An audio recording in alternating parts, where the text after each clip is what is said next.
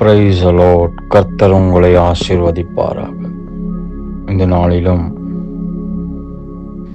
ஒரு காரியத்தை ஆழமாக நாங்கள் தியானிக்க போகிறோம். உபவாசம். உபவாசம் என்றால் என்ன? இன்னைக்கு அநேக பேர் உபவாசம் என்று சொல்லி தவறான காரியத்திலே போய் சிக்கிக் கொள்கிறதை நாங்கள் பார்க்கிறோம்.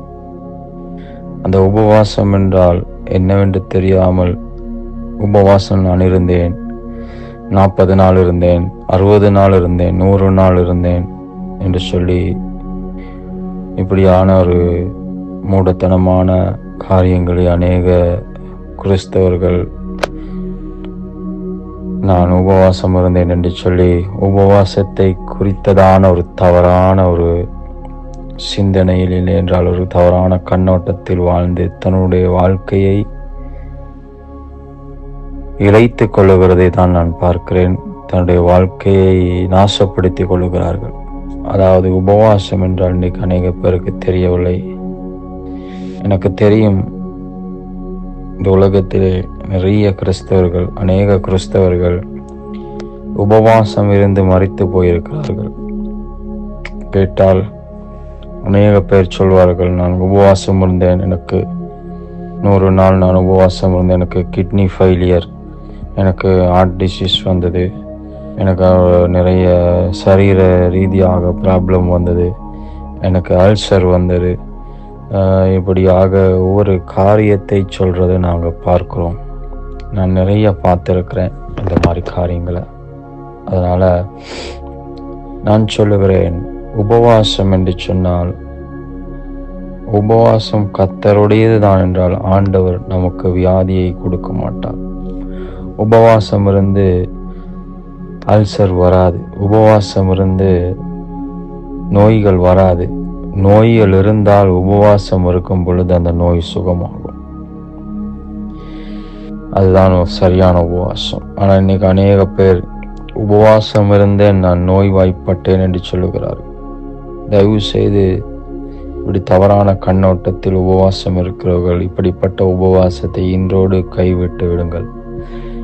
உபவாசம் என்றால் உபவாசம் இருப்பவர்களுக்கு வியாதி வராது. உபவாசம் இருப்பவர்கள் வியாதியிலிருந்து விடுதலை ஆவார்கள். இதுதான் உபவாசம். நான் சொல்லுகிறேன், வேதத்தின் அடிப்படையில் பழைய ஏற்பாட்டு உபவாசம் என்பது வேறு. புதிய ஏற்பாட்டில் இயேசு கிறிஸ்து நமக்கு கற்றுக் கொடுத்த உபவாசம் வேறு. நீங்கள் பாருங்கள், இயேசு கிறிஸ்து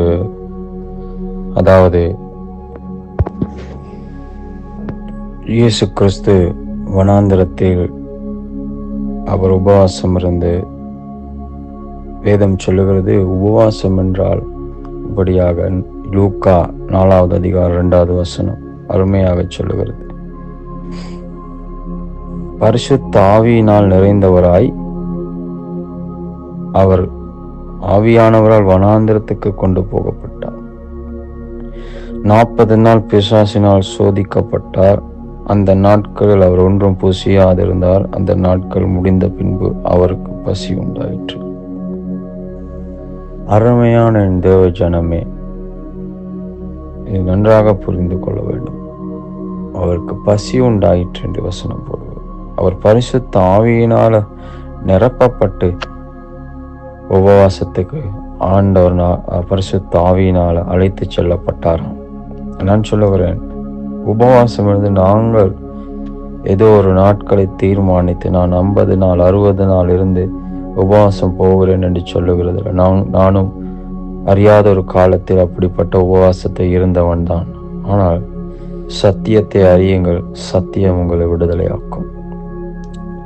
நானும் 50-60 நாட்கள் உபவாசம் இருந்தவன் தான் ஒரு காலத்தில். ஆனால் என் கண்கள் திறக்கப்பட்டது. சத்தியம் என்னுடைய கண்களை திறந்து வைத்தது. அதனால நான் பட்ட அந்த வேதனையை என்னுடைய ஜனங்கள், அநேக கிறிஸ்தவர்கள் இந்த வேதனையை படக்கூடாது என்று பரிசுத்த ஆவியானவர் விரும்புகிறார். ஆனபடினால் உபவாசம் என்றால் நீங்கள் பாருங்கள், யோகிகள் சித்தர்கள் எல்லாம் அந்த நாட்களில் அவர்கள் சாப்பிடாமல் உணவு அருந்தாமல் ஒரு ப்ராசஸுக்குள்ள போய் அதுக்கு பிறகு அவங்க பல வருஷம் பல ஆண்டுகள் சாப்பிடாமலே இருப்பார்கள். அவங்க முதல்ல போய் ஒரு ப்ராசஸ் சாப்பிடாம கொஞ்ச நாள் இருப்பாங்க. அதுக்கு பிறகு அவங்களுக்கு பசியே இருக்காது. அவங்க ஒரு ப்ராசஸுக்குள்ள போக வேண்டியதா இருக்கு. உபவாசம் இருந்து அவர்களுக்கு அப்படிப்பட்ட, ஏனென்றால் அவர்களிடத்தில் கிரைஸ்ட் இல்லை, அவர்களிடத்தில் பரிசுத்த ஆவியானவர் இல்லை. அப்படினால் அவர்கள் அப்படிப்பட்ட ஒரு ப்ராசஸுக்குள்ள போக வேண்டியதா இருக்கிறது. ஆனால் நாங்கள் அப்படி கிடையாது. வேதம் அருமையாக சொல்லுகிறது, உபவாசம் என்றால் அவர் 40 நாள் பிசாசினால் சோதிக்கப்பட்டு ஒன்றும் புசியாதிருந்தார். அதற்கு பிறகு அவருக்கு பசி உண்டாயிட்டான். அப்ப 40 நாள் அவருக்கு பசியே இருக்கலையா? 40 நாள் முடிஞ்ச பிறகுதான் பசி உண்டாயிற்று அப்படின்னு வசனம் போடுகிறது. அருமையான தேவ ஜனமே, உபவாசம் என்றால் அது பசியின்மை. நீங்க உபவாசம் என்றால் நீங்க பரிசுத்த ஆவியானவர் தான் உங்களை உபவாசத்துக்கு அழைத்து செல்வார் என்றால் உண்மையாகவே உங்களுக்கு பசி இருக்காது. அந்த பசியை எடுத்து விடுவார். அதனாலதான் இன்னைக்கு நிறைய பேர் சொல்றாங்க, இன்னைக்கு நிறைய பேர் இருக்கிறது உபவாசம் இல்ல, பசி, பட்டினி. உபவாசம் என்கிற பெயரில் பட்டினி இருக்கிறார்கள். நான் சொல்றேன், பரிசுத்த ஆவியினால நீங்க உபவாசம் இருந்தீங்கன்னு சொன்னா, பரிசுத்த ஆவியானவர் தான் உபவாசத்துக்கு அழைக்கிறார் என்று சொன்னா, அந்த பரிசுத்த ஆவியானவர் அந்த பசி என்ற உணர்வை எடுத்து விடுவார். பசி இருக்காது. அதுதான் உபவாசம். அதுதான் உபவாசம். அதான் பரிசுத்த ஆவியினால் நிறைந்த அனுபவம். அந்த உபவாசம் முடிந்த பிறகு வேணுமென்றால் பசி எடுக்கலாம். ஆனால் அந்த உபவாச நாட்களில் பசி இருக்காது. தேவனோடு தனித்து இருக்கிற ஒரு அனுபவம். ஏன் அந்த பசி அவர் எடுத்து விடுகிறார் என்றால், பசித்தால் நாங்கள் தேவனோடு தொடர்பு கொள்ள முடியாமல் போய்விடும். அந்த பசி உணர்வை எடுக்கிறதுக்கு பரிசுத்த ஆவியான முக்கிய காரணமே அவரோடு இருப்பதற்காக. அவருடைய பிரசன்னத்தில் இருக்க அந்த பசி இருக்காது. பசி என்ற உணர்வே இருக்காது. சாப்பிடுறதுக்கு மனம் தோணாது. சாப்பாடு என்றதே எங்களுக்கு, நாங்கள் அதை விரும்ப மாட்டோம். அந்த உணர்வு ஏற்படாது. அதான் பரிசுத்த ஆவியினால உண்டான உபவாசம்.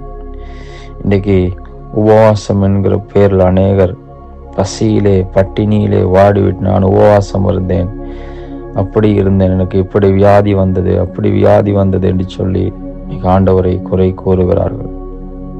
வேதத்தை நன்றாக வாசியுங்கள். வசனம் இந்த அழகாக சொல்ல லூக்கா 4 இப்படியாக 1-2 வாசியுங்கள். புதிய ஏற்பாட்டின் அடிப்படையில் உபவாசம் இதுதான். இயேசு கிறிஸ்து கற்றுக் கொடுத்த உபவாசம் இதுதான். பழைய ஏற்பாட்டு உபவாசத்தை பற்றி நான் பேசவில்லை. இது புதிய ஏற்பாட்டில் பரிசுத்த ஆவியினால கொண்டு போகப்படுகிற உபவாசம். இப்படிப்பட்ட உபவாசத்தை கர்த்தர் விரும்புகிறார். நீங்கள் செய்கிற இந்த பழைய ஏற்பாடு நியாய பிரமாணத்தின் உபவாசம் அல்ல. இது சாபத்தை கொண்டு வரும், வியாதியை கொண்டு வரும், பலவீனத்தை கொண்டு வரும். கிரைஸ்ட் எங்களுக்கு சொல்லிக் கொடுத்த உபவாசம் அதுதான். அருமையான ஜனமே, இன்றைக்கு நன்றாக புரிந்து கொள்ளுங்கள். பரிசுத்த ஆவியானவர், நீங்க கேளுங்க ஆண்டவர்கிட்ட, பரிசுத்த ஆண்டவரே எனக்கு உபவாசத்தை உண்டு பண்ணுங்க, என உபவாசத்தை உண்டு பண்ணுங்க, எனக்கு ஒரு உபவாசத்தை தாங்க. நிச்சயமா நான் சொல்லுகிறேன், உங்களுக்கு பசி என்பதே இருக்காது. பல மாதங்கள் நீங்கள் பசி இல்லாமல் உபவாசம் இருக்க முடியும். கர்த்தரோடு இணைந்திருக்க முடியும். பசி என்கிற உணர்வே இருக்காது. இதைதான் யோகிகள், சித்தர்கள் செய்கிறார்கள். அவர்களிடத்தில் கிரைஸ்ட் இல்லாதபடியினால் அவர்கள் முதலாவது பட்டினி கிடந்து அதற்கு பிறகுதான் மாத கணக்காக அந்த ப்ராசஸ் நடக்கிறது. சாப்பிடாமல் இருக்கிறார்கள். ஆனால் நாங்கள் அப்படி அல்ல. நாங்கள் பட்டினி கிடக்க வேண்டிய அவசியம் அல்ல. ஆண்டவர் எங்களுக்கு, நாங்கள் உபவாசம் இருக்கிறோம் இல்லையென்றால் பரிசுத்த ஆவியானவர் உபவாசம் செய் என்று சொன்னால் அந்த பசி என்ற உணர்வை எடுத்து விடுவார்.